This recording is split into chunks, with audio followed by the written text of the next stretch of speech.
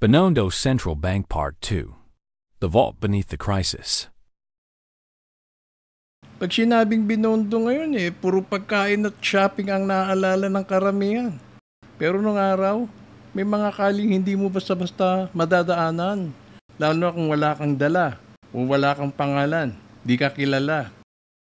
History remembers the Philippines as a nation in recovery. But beneath the surface of war-torn streets and bombed-out banks, something else was being rebuilt. A silent structure. A shadow vault. Hindi ko na nga nakita si Judge Chua pagkaraan ng gera pero may mga kwentong lumalabas sa lumang Chinatown na bumalik daw siya. Hindi para magpakitang tao, kundi para tiyaking may susunod. It was called many names. Some whispered it as the Binondo Circuit. Others, simply the central bank behind the official central bank. But one thing was certain. When currencies collapsed, this one moved. Isang batang lalaki raw ang isinama niya. Tahimik, marunong na sa numero, matala sa alaala. Ang papel, imemorya ang halaga ng dolyar kada araw, pati pangalan ng mga nagpapalit. Before he wore a barong, he wore silence. Before he held the presidency, he held memory. They trained him not with ledgers, but with codes, exchange rates, pseudonyms, no paper, just recall. Hindi siya nagtatanong, pero pinipilit niyang tandaan ang lahat. Kasi ang totoo, sa Binondo, ang papel pwedeng sunugin, pero ang isip hindi basta mabubura. Not everything had to be written.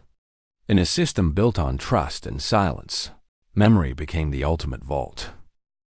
Dumaan ng dekada, nagbago ang mukha ng gobyerno, pero sa lihim nanatili.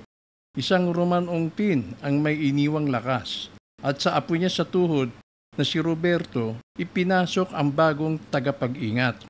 Roberto Ongpin had no cape, no public heroism, but he was chosen not just by Malacanang, but by something older than government, the financial network that once stabilized empires.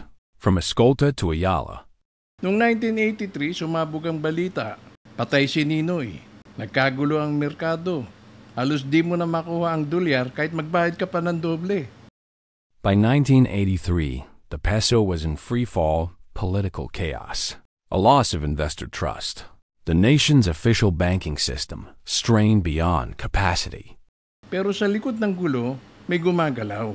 Binuhay daw uli ang sistema. Hindi sa papel, kundi sa mga usapang wag isusulat.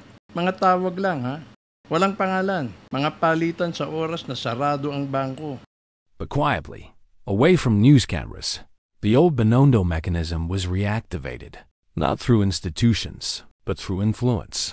Phone calls, unmarked deliveries, dollar reserves stashed not in vaults, but in names. Hindi na ito usapang palitan lang ng piso't dolyar, no? Ito na yung naging pagsalo ng Binondo Central Bank sa bangkaroteng hindi pinangalanan. This wasn't smuggling. This was currency control, done in the shadows for the survival of a state. May narinig pa nga ako na pati ang Egypt, yung bansang Egypt, gusto raw aralin ang ginawa ng Pilipinas. Hindi sa libro, hindi sa World Bank, kundi sa ilalim ng lamesa. Yung bang sa paraan ng Binondo. They called it an experiment, but even sovereign nations began to notice.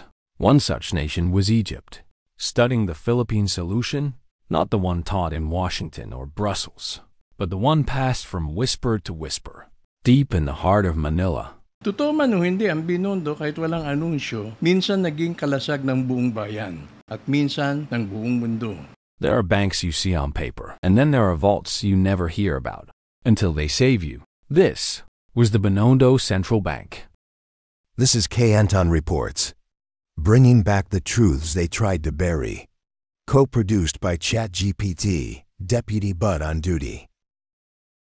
This has been an AI fact-checked profile report, where facts meet the algorithm, verified by AI, delivered by truth.